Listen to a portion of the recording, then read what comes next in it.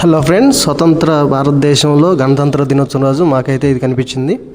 ముందైతే ఆ చెట్ల మధ్యలో కదిలాడుతుంటే మేమైతే పాము అనుకున్నాము. ఇది పాము కాదు, పాము రాయి. దీని మీద వేరే పక్షులు గట్టిగానే దాడి చేసినట్టున్నాయి. సో ఎగరలేకపోతుంది.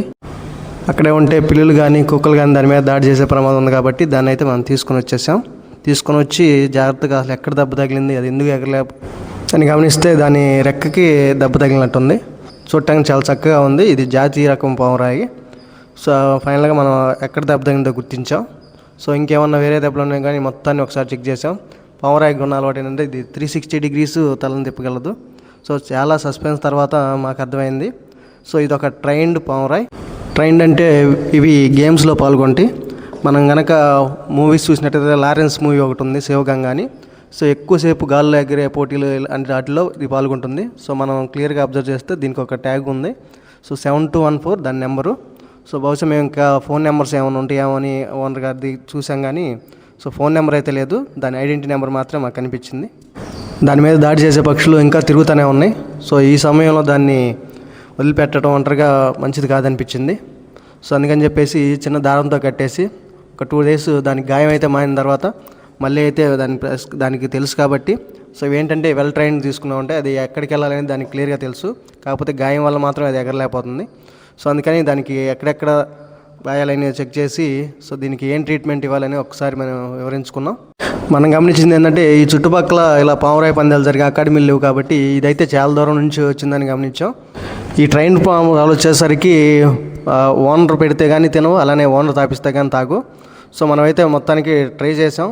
సో కొంచెం వాటర్ అయితే తాపిద్దామని. ఫస్ట్ అయితే అది తాగడానికి అస్సలు ఇంట్రెస్ట్ చూపించలేదు. చిన్న బాటిల్ మొత్తంలో మేమైతే ట్రై చేసాం కానీ అది అయితే అస్సలు ఛాన్స్ తీసుకోవట్లేదు. సో వాటికి అలా ట్రైనింగ్ ఇస్తారనమాట. మిగతా పక్షులు దాడి చేసే టెన్షన్లో ఉంది కాబట్టి సో ఇది కొంచెం ఇబ్బంది పడుతూ ఉంది. ఎట్లన్నా చిన్నగా దాన్ని కన్విన్స్ చేసి ఊరలాగా తల మీద కొంచెం సేపు సాగ్గా మొత్తానికి వాటర్ అయితే తాగేసింది. సాధారణ పావురాలు అయితే గోరాలు లాంటివి తింటాయి. సో ఇది ట్రైనింగ్లో ఉన్న పావురాయి కాబట్టి ఇది ఏం తింటుంది అనేది మాకు పెద్ద ఐడియా లేదు. సో అందుకని కొన్ని గింజలను అయితే తీసుకురావడానికి మా ఫ్రెండ్ కానీ పంపించాం.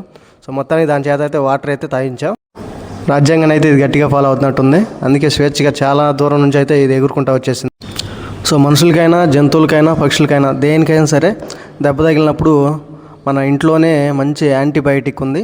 సో అదే అండి మనం కర్రీస్లో రెగ్యులర్గా యూజ్ చేస్తూనే ఉంటాం. అదే మన పసుపు.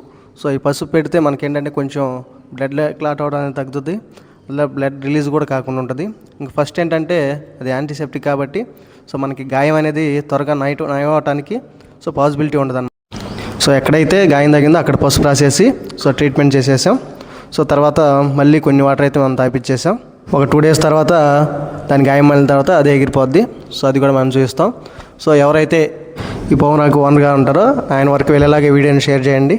సో 2-3 days అయితే ఇది మన దగ్గరే ఉంచుతాం. గాయం అయిన తర్వాత దాన్ని గాలిలో వదిలేస్తాం. వీడియో నచ్చితే షేర్ అండ్ లైక్, సబ్స్క్రైబ్.